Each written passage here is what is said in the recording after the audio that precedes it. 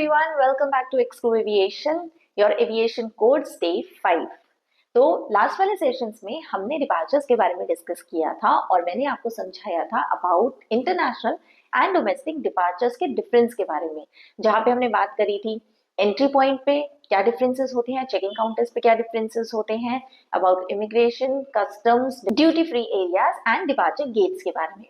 तो उसके बारे में डिटेल में जानने के बाद आज मैं आपको लेके चलती हूँ on the contrary about arrivals procedures के ऊपर। आप डोमेस्टिक ट्रैवल करके आए हैं तो आपके लिए होगा डोमेस्टिक अराइवल्स प्रोसीजर फॉलो, और अगर आप इंटरनेशनल फ्लाइट करके आए हैं तो जैसे डिपार्चर्स में मैंने आपको बताया था difference of immigration and customs, यहाँ पे भी उसी तरीके का डिफरेंस आप देख सकते हैं। तो देर किस बात की, let's get started. Hello everyone, I'm Paramjeet Kaur, founder of X2 Aviation. I'm an ex-cabin senior from Qatar Airways and have worked 7 long years with leading academies as aviation grooming and personality development trainer. Now I want to share my 18 years of long experiences with you all so that you can become the next generation. Let's ditch the lengthy expensive diplomas and save up to 85% of your money, time and efforts. Let's learn together. अगर आप अपनी ही country के अंदर किसी दूसरी city states में जा रहे हैं और यूज कर रहे हैं एयर ट्रांसपोर्टेशन मोड्स का, तो आप अराइवल प्रोसीजर्स को फॉलो करेंगे मेड फॉर डोमेस्टिक एयरलाइंस। अब यहाँ पे क्या होता है, सिंपल, जैसे ही आप एयरक्राफ्ट से निकलेंगे तो आप टर्मिनल बिल्डिंग के अंदर एंटर करेंगे और सबसे पहली चीज जो आपके सामने आएगी वो होंगे डिस्प्ले बोर्ड्स। कई एयरलाइंस अपने एयरक्राफ्ट के अंदर डोर्स खुलने के बाद अनाउंसमेंट्स भी करती हैं about your checked in luggage belt. अब चेक इन लगेज बेल्ट क्या होता है, वो कन्वेयर बेल्ट्स जो अराइवल्स के अंदर अवेलेबल होती हैं, लेकिन आपको पता होना चाहिए कि आपकी फ्लाइट का लगेज किस बैगेज बेल्ट पे आ रहा है। और इसको पता करने के लिए दो तरीके हैं, या तो आपकी एयरलाइन अनाउंसमेंट करती है एयरक्राफ्ट के अंदर, और अगर वो अनाउंसमेंट नहीं करते तो जैसे ही आप टर्मिनल बिल्डिंग के अंदर एंटर करते हैं वहां पे लगी होती है display screens. Again rule remain the same, जैसे आपने डिपार्चर्स में सुना था कि डिस्प्ले स्क्रीन्स पे आपको देखना है अपना फ्लाइट नंबर, अपनी डेस्टिनेशन और उसके साथ अपना बेल्ट नंबर। तो आपको किस बैगेज बेल्ट को अप्रोच करना है जहां पे आपके लगेजेस आएंगे चेक्ड इन वाले और आप लेके घर जा सकते हैं। जैसे ही आप अपना बैगेज कलेक्ट करेंगे तो आपको मिलेगा एक duty free area, refreshment area और एक स्मॉल एरिया जहां पे आपको फैसिलिटेशन जैसी सर्विसेज भी मिलेंगी। जैसे कि अगर आप लोकल सिम खरीदना चाहते हैं या फिर आप टैक्सी बुक करना चाहते हैं या फिर होटल बुक करना चाहते हैं, इस तरीके की चीजें आपको डोमेस्टिक एयरपोर्ट पे इजीली कन्वीनियंटली मिल जाएंगी। और जैसे ही आप एग्जिट करेंगे तो आप पहुंच जाएंगे एयरपोर्ट से बाहर। अब एयरपोर्ट से बाहर जाने के बाद आप वापस अंदर नहीं आ सकते, इस चीज का ध्यान रखिएगा। जैसे डिपार्चर्स पे अंदर जाने के बाद आप बाहर नहीं आ सकते बिना एयरलाइन की परमिशन के लिए, वैसे ही अराइवल्स में भी once you exit the arrival building you can not get back to it. अब इंपॉर्टेंट चीज यहाँ पे ये आती है, क्या होगा अगर आपका लगेज मिसिंग हो तो, या फिर आपका लगेज ब्रोकन हो, या फिर उसमें कोई प्रॉब्लम है जो आपको नजर आती है और आप इसका सोल्यूशन चाहते हैं। ज्यादातर कॉमनली जो चीजें देखी जाती है एयरपोर्ट पे वो होती है मिसिंग लगेज या फिर ब्रोकन बैगेज की। इस केस के अंदर आप एयरलाइन के स्टाफ को अप्रोच करेंगे। अगर आपका लगेज मिसिंग है तो उस केस में वो आपको देंगे एक PIR फिल करने के लिए। क्या है PIR? प्रॉपर्टी इरेगुलरिटी रिपोर्ट, जिसकी 3 कॉपीज होती हैं। आप उस फॉर्म को फिल करेंगे, पहली कॉपी आपको दी जाती है और बाकी की 2 कॉपीज रहती हैं एयरलाइन के पास। अब आप उस फॉर्म में लिखेंगे क्या, आप उस फॉर्म में डिस्क्राइब करेंगे कि आपका लगेज किस ब्रांड का था, किस तरीके का दिखता था, कितना बड़ा था, डायमेंशंस मेंशन करेंगे, कलर मेंशन करेंगे और मोस्ट इंपॉर्टेंटली आपके चेक इन बैगेज में क्या क्या चीजें थी। और इसके अलावा कुछ लोग जो है अपने बैगेज पे रिबन्स बांध देते हैं, किसी कुछ तरीके के टैग्स लगा देते हैं। तो अगर आपके भी बैग पे कोई ऐसी डिफरेंट आइडेंटिफिकेशन मार्क है तो आप उसके बारे में भी एयरलाइन को बता सकते हैं। आपसे रिपोर्ट में हर चीज मेंशन करवाने के बाद एयरलाइन करेगी इन्वेस्टिगेट और आप चले जाएंगे अपने घर। एयरलाइन आपको कॉम्पनसेट भी करती हैं जब आपका लगेज नहीं आता तो just in case you miss out your luggage. और अगर आप ग्राउंड स्टॉक ज्वाइन करते हैं किसी भी एयरलाइन को तो ये चीजें आपको सिखाई जाएंगी और बताई जाएंगी ट्रेनिंग्स के अंदर। डोमेस्टिक एयरपोर्ट का अराइवल जो है वो तो है बहुत ही सिंपल, कुछ नहीं करना, टर्मिनल बिल्डिंग के अंदर जाइए, डिस्प्ले स्क्रीन को चेक कीजिए, बैगेज बेल्ट पे जाइए, अपना लगेज कलेक्ट करें and then you can go to facilitation area. अगर आपको टैक्सी, बस सर्विस या कुछ भी ऐसा चाहिए तो आप वहां से बाय कर सकते हैं। और अगर आपका कोई फ्रेंड रिलेटिव आपको पिकअप करने आ रहा है so you can just simply exit. But on the other side अगर हम इंटरनेशनल अराइवल्स की बात करें तो यहाँ पे फिर से आ जाता है इमिग्रेशन एंड कस्टम्स। बट यहाँ का जो कस्टम्स है वो डिपार्चर से थोड़ा सा डिफरेंट होता है, बिकॉज डिपार्चर्स के कस्टम्स में आपसे बहुत ज्यादा फॉर्मेलिटीज नहीं कराई जाती, बट अराइवल के कस्टम्स में होते हैं डिफरेंसेस। तो इसको समझते हैं।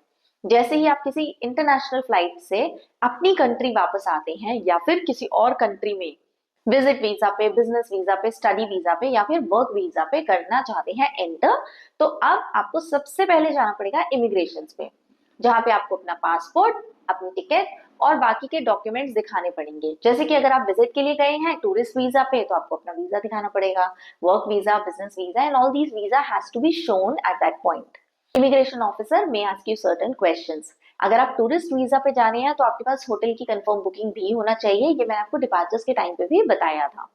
तो वो चेक करेंगे ये सभी चीजें और उसके साथ साथ चेक करेंगे आपकी रिटर्न की फ्लाइट। से शोकेस करने के बाद वो आपके पासपोर्ट पे लगाएंगे अराइवल्स की स्टैंप ऑफ दैट कंट्री जहां पे आप पहुंचे हैं, या फिर अगर आप इंडिया वापस आए हैं तो आईजीआई एयरपोर्ट की अराइवल की स्टैंप आपके पासपोर्ट पे लगाई जाएगी। Once you clear the immigration counters, you will enter the baggage claim area again. यहाँ पे आपको फिर से डिस्प्ले स्क्रीन मिलेगी जिसके ऊपर आप अपनी एयरलाइन की डिटेल्स देखने के बाद अप्रोच कर सकते हैं राइट बैगेज बेल्ट को, जहां से आप अपना लगेज कलेक्ट कर लेंगे। लगेज कलेक्ट करने के बाद अब बारी आती है कस्टम्स काउंटर की।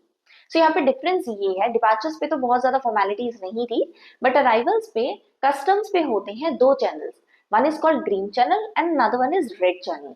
तो किस चैनल से आपको जाना चाहिए और क्या होती हैं इंडियन कस्टम्स की रेगुलेशंस, मैं आपको ये समझाती हूँ। अगर आप किसी इंटरनेशनल फ्लाइट के लिए जा रहे हैं तो आपको उस कंट्री की कस्टम्स की रेगुलेशन जरूर पता होनी चाहिए। क्या आप अपने साथ लेके जा सकते हैं, क्या नहीं लेके जा सकते।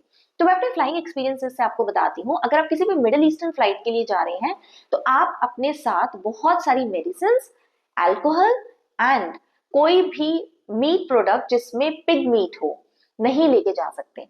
वहीं अगर आप यूरोपियन कंट्रीज जाते हैं तो आप अपने साथ cooked meet, cooked food carry नहीं कर सकते। ये वहां की जनरल कस्टम रेगुलेशंस हैं, बट कुछ कंट्रीज इसके अलावा भी कुछ स्पेसिफिक रिस्ट्रिक्शंस रखती हैं हर कस्टमर्स के लिए या हर विजिटर के लिए जो उस कंट्री आना चाहता है।